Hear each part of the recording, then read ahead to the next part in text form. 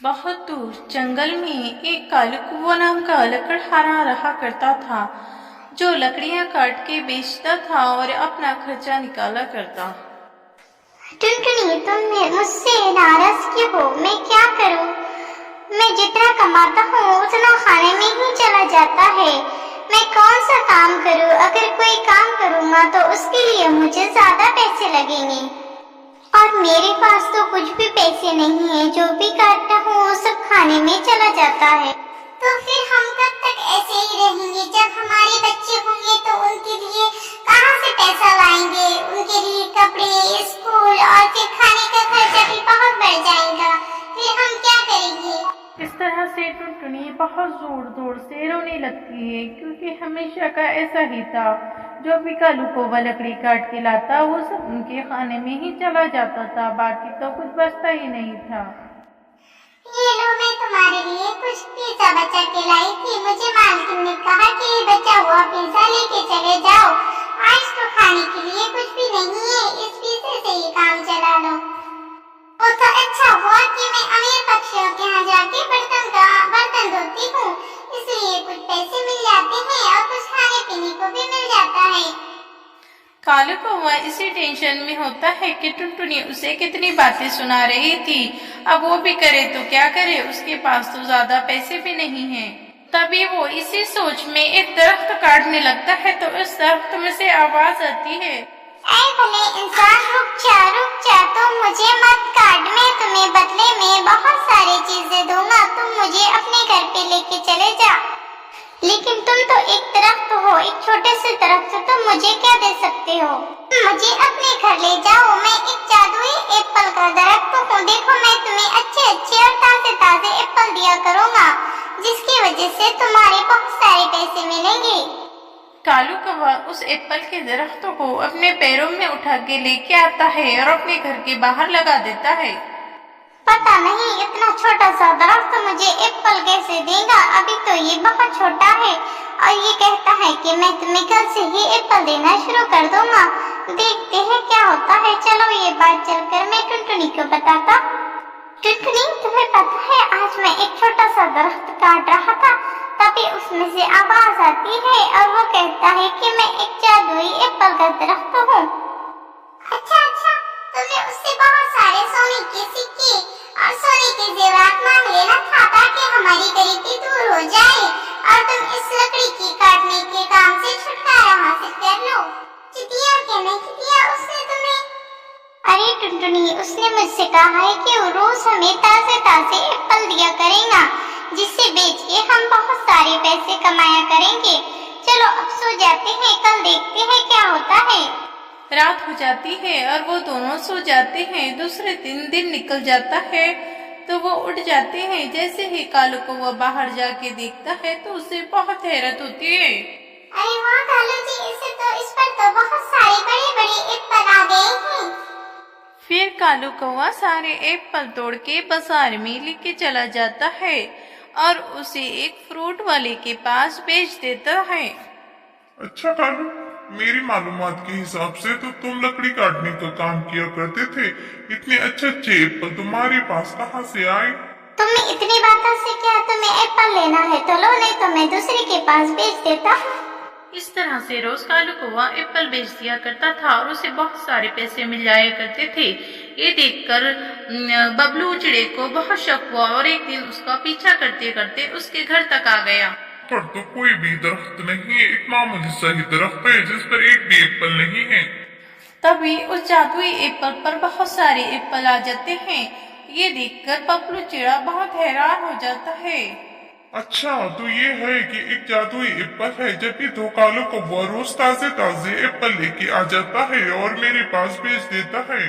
वहाँ पर कालू कौवा आ जाता है और एप्पल तोड़ने लगता है। कालू कौवे को देखकर वो बबलू चिड़ा वहीं पर ही छुप जाता है। देखना कालू कौवे, अब मैं तुम्हारे साथ क्या करता हूँ। ये बात जाके मैं महारानी गौरैया को बताता हूँ कि तुम्हारे पास एक जादुई एप्पल है।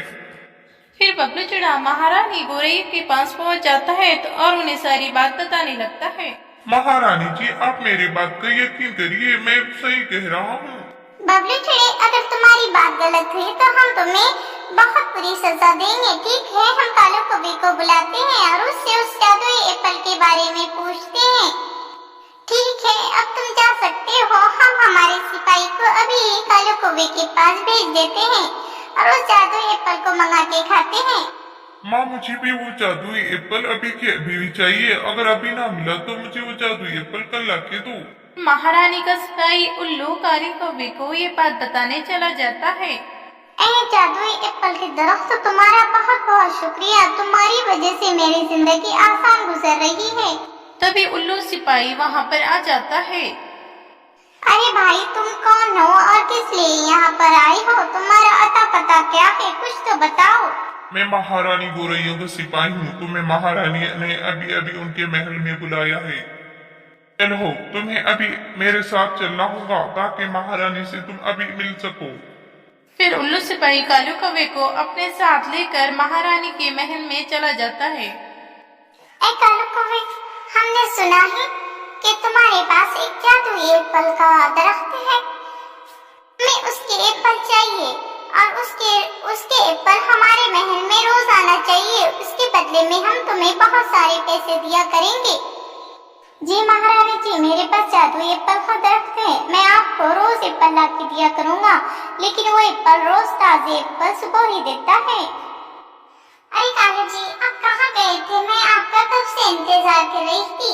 आपने आज तो खाना भी नहीं खाया और सुबह सुबह ही निकल गए थे। कुछ तो बता के जाया करो। मैं आपकी घर पे ही इंतजार करती रहती हूँ।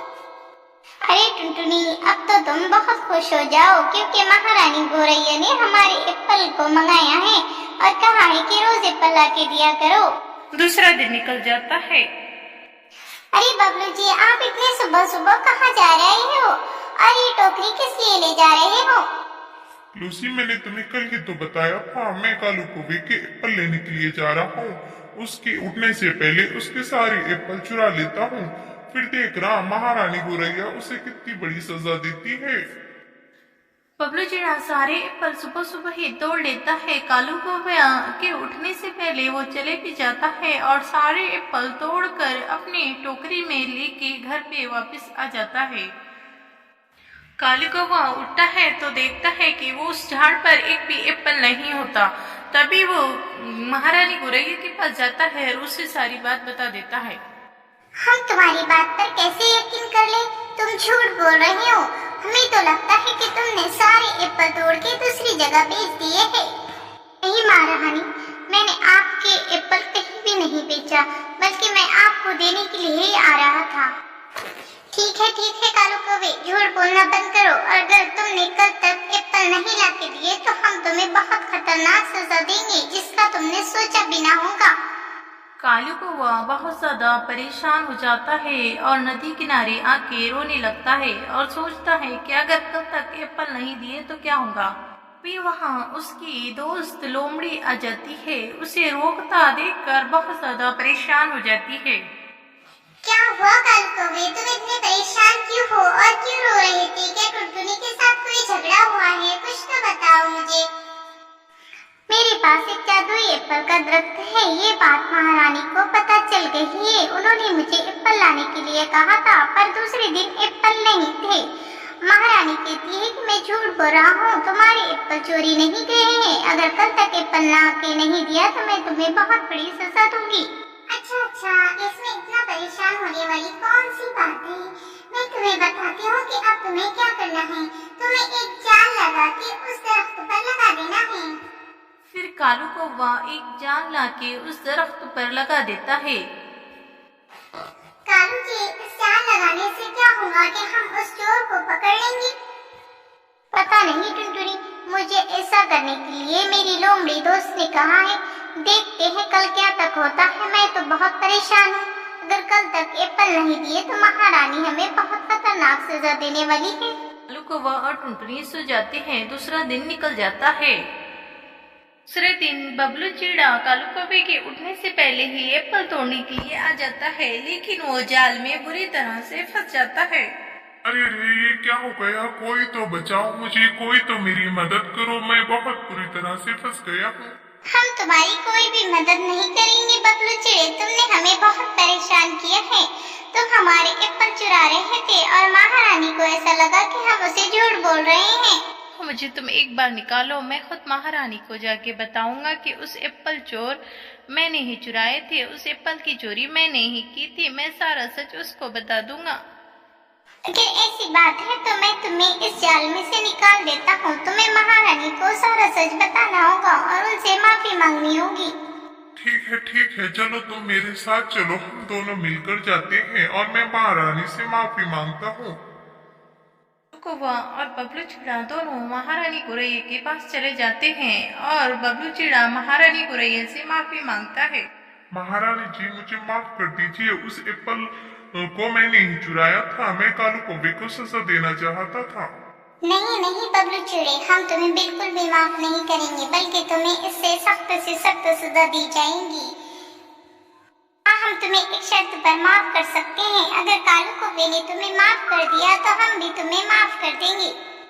ठीक है महारानी जी, मैंने इसे माफ कर दिया है। ये अपनी गलती पर बहुत नदामत है, इसलिए मैं इसे माफ करता हूँ। इसे कहिए कि आइंदा ऐसा ना करे। ये लो कालू कौवे, हम तुम्हें बहुत सारा इनाम देते हैं। हमने तुम्हें बहुत बुरा कहा, इसलिए हम तुमसे बहुत शर्मिंदा हैं। ये सारे एप्पल रोज हमारे महल में पहुंचा दिया करो, इसके लिए हम तुम्हें बहुत सारे पैसे दिया करेंगे। इतने सारा पैसे पाके टुनटुनी और कालू कौवा बहुत ज्यादा खुश हो जाते हैं और फिर अपनी जिंदगी हंसी खुशी बसर करते हैं और बबलू चिड़ा अपनी गलती पर बहुत पछताता है।